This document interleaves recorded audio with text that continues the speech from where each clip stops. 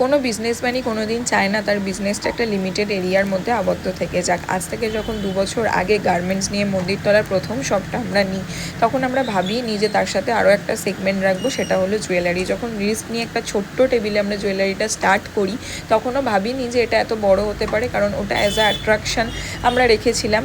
কিন্তু তারপরে ওটাই আমাদের কিন্তু লাইফের মোড় ঘুরিয়ে দেয়।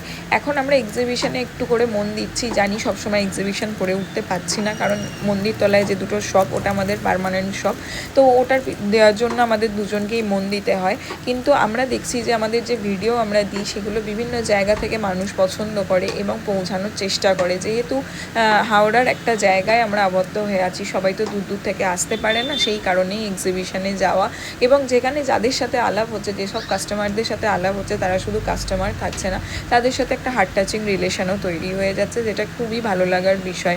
তো জানি জার্নিটা সোজা নয়, সব কিছু আমাদের দুজনকেই সামলাতে হয়, সব সামলাতে হয়। তারপরে আমাদের এক্সিবিশনে যেতে হয়, আমার একটা বাচ্চা আছে, তার সব কিছু আমরা দুজনে মিলে সামলাই। আর আমাদের সাপোর্ট হিসাবে আমার বাবা তো সব সময় থাকেই। তারপরেও কিন্তু আমরা ছোটাছুটি করে কাজ করে যাই, জানি হার্ড ওয়ার্ক সবসময় ফল দেয়, এবং সেটা তো নিজের চোখে নিজেরা দেখতেই পাই।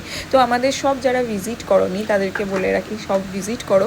আমি বারবার তোমাদের একটা কথাই বলি, এই প্রাইসে এই প্রোডাক্ট জানি না তোমাদের কেউ দিতে পারবে কি না, তোমরা জাস্ট এসে কোয়ালিটিটা যাচাই করে একবার দেখে নাও। আমাদের সব লোকেশন হচ্ছে নিয়ার মন্দিরতলা, মুখার্জি পাড়া, অ্যাপোলো ফার্মেসির ঠিক অপোজিটে আমাদের দুটো শপ চলে যাচ্ছে, যেখানে তোমরা কিন্তু গার্মেন্টস আর জুয়েলারি পেয়ে থাকবে।